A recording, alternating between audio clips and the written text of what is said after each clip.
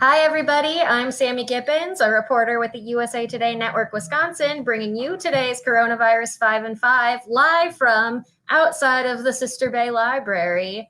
This is a 5-minute rundown we're bringing you every weekday with the top 5 headlines you need to know about coronavirus from our statewide network of journalists. First up, our daily numbers update. The confirmed coronavirus cases increased by 492 today, bringing that total to 19,892 people with COVID-19 since the pandemic began in the state. 10 more people died today, the DHS reported this afternoon. So that brings a statewide total to 626 people who have died from coronavirus-related issues. Tests were down today from yesterday's record high. They counted 12,148 tests today. First up in our headlines, for the first time in 53 years, Milwaukee's Summerfest won't happen. The largest festival in the United States, the largest music festival in the United States, was canceled for the first time ever due to COVID-19 concerns after a unanimous vote by the Board of Summerfest parent company.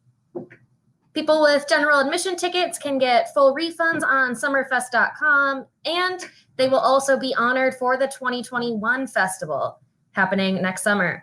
That's one of many other major events canceled throughout the state, including Country and Rock Fest and the Wisconsin State Fair. Next up, there's been numerous large protests across the nation and in Wisconsin in multiple cities, and that's giving health officials concern about a possible spike in coronavirus cases.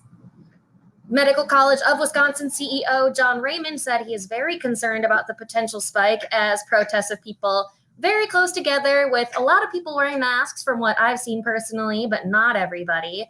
Coronavirus is mostly spread through mouth, and obviously there's a lot of talking and chanting and people in close quarters at such protests. So it's likely a spike could occur after the several days of protests. So if you do protest, wear a mask and use hand sanitizer. That's my personal recommendation and that of health officials. You can check out more on that story from reporter Molly Beck on jsonline.com.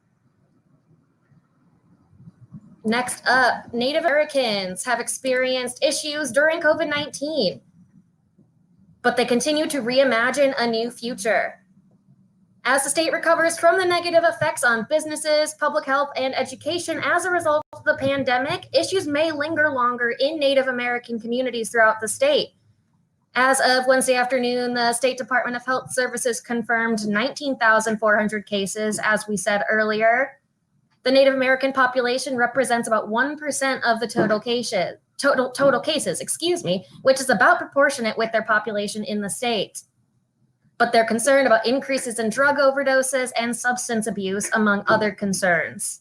Native Americans are 28.5% more likely to have had reported drug abuse within a year than any other ethnic group nationally, according to a 2018 National Survey on Drug Use and Health. More on that on greenbaypressgazette.com from our brand new reporter, Frank Weisvillis. Lastly, in our headlines, campgrounds are going to start reopening, but with special rules. Jake Prinzen has the story.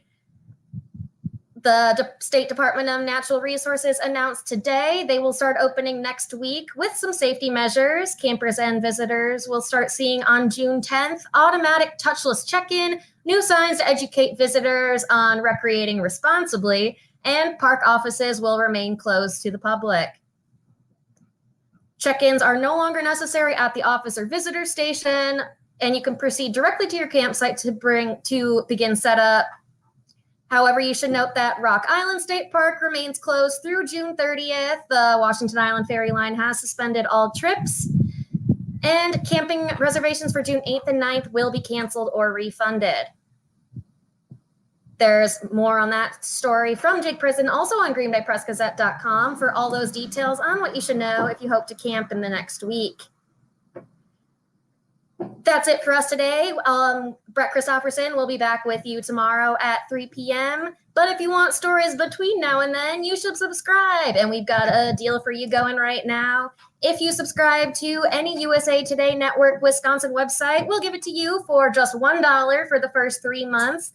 That gives you an unlimited digital subscription to any of our websites, and you can access that on any device, mobile, desktop, tablet, to all stories, photos, videos about sports, news, entertainment, a lot of what you need and the information you want from all around the state from our network of journalists. You can find the subscription button in the top right corner on any of our websites like postcrescent.com. Thanks so much for watching, and we'll see you tomorrow.